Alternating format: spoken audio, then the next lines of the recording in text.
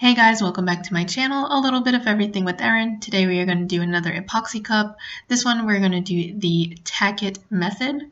I've gone ahead and spray painted my tumbler a similar color to the glitter that I will be using. You will also need Tack It glue. You can find a link for that in the description box below. There's the focus, yay! This is what's going to make the trick with the holographic glitter work. I mix them up with water. I do 1-to-1 ratio of the Tack It glue to one equal amount of water and then mix it well. I put it in this mason jar. You'll need a paintbrush. I like to use this type, not a foam brush with this method so that you won't get any lines. One of these thingies is really good to use for the holographic glitter. I got mine off of Etsy from Glitz and Glitter. You don't need a lot of the glue mixture for your cup. You just want to get a little on the end of your paintbrush and just move that all the way up and down on your cup. Try to go in one motion so that all of the glue stays in one area, pulling and pushing and just moving it so that it goes all the way around the cup. Anywhere that you're going to put the holographic glitter, you want to put this glue down. I do want to mention that this method is only really for the holographic glitter. You wouldn't want to do this with the other glitter. The glue is a little expensive and there is a reason for it, so just keep watching so you can see. Once you get the cup fully glued down, you want to let that dry for about 5 minutes. You just want this glue to get nice and clear but still be tacky. So the trick with this method is you want the holographic glitter to fall very flat on the tumbler. So the strainer kind of helps with that. If you fill it up with some of the glitter, it'll stop falling out until you want it to move. So I let that cup sit by itself for about 5 minutes, so it looks like there's no glue on it, but it's still very tacky. And you're just going to tap that strainer and it's just going to let out enough of the glitter. And the great thing about this method is you don't need a lot of glitter. Most of the glitter that I poured out will go right back into the bag for future cups. Just make sure you go all the way up, down, around, and on the bottom.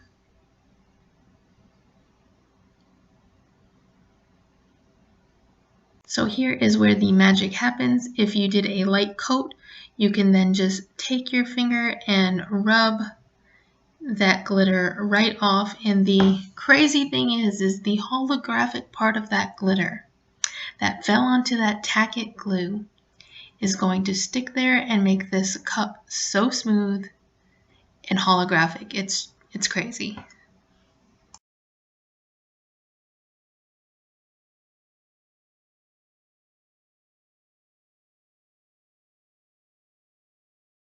It's kind of hard to see in this natural light. I'll see about getting my phone light. Do you see that rainbow effect from the holographic glitter? It's so pretty. Now because this is so smooth, the epoxy isn't going to stick to it very well. It likes a little bit of rough. That's why glitter is great. So you're going to want to take some clear spray paint and just do a couple of coats on that. I believe I'm using the triple, the clear glaze triple thick. So now I'm going to put the epoxy on. I could have put a decal on already because the cup was so smooth just from the triple thick, but I'm just doing this one for you guys. I don't need it right away. I might use this as a teacher gift for Christmas or a gift for a friend. I'm not sure yet, so I'm just going to go ahead and put epoxy on this so we can finish the cup up, and then I will go back and depending on who I give it to, I'll add a decal and then one more layer of epoxy. But once you're at this part of the cup, you really don't need a lot of epoxy. A nice thin layer should just be good enough. Just make sure you cover the whole thing. Anywhere that you put that spray paint and that glitter, you want to make sure you put epoxy on there as well. My epoxy is a 1-to-1 ratio. Make sure you read the directions for yours. Some are 2-to-1 and some are even 3-to-1.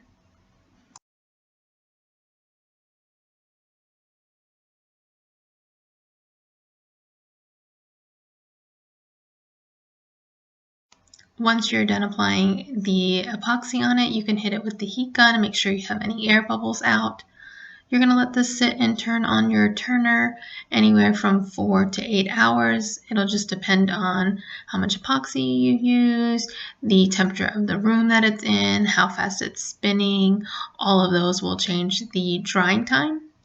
At that 4 to 8 hours, once the epoxy is no longer moving, you can turn off your turner and just let it hang out and chill. It will take a full 24 hours to actually completely harden. So here's my cup at the 8-hour mark.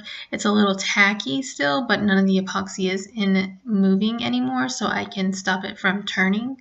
I'm trying to kind of grab it on the light so you can kind of see how pretty it is. This is not doing it any justice. I'll try to get some pictures though. Do you see that rainbow effect though? It's so pretty. Such a pretty cup. I love it.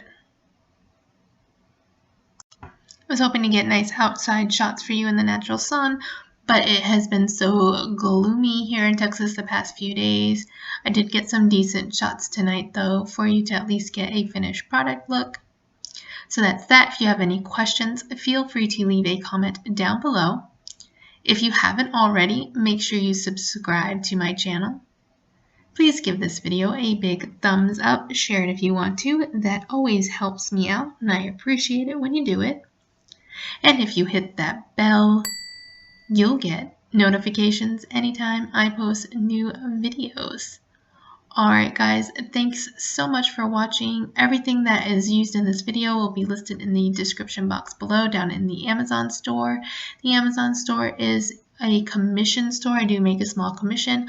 All those commissions go back into making these types of videos for you guys. I appreciate y'all. And as always, happy crafting!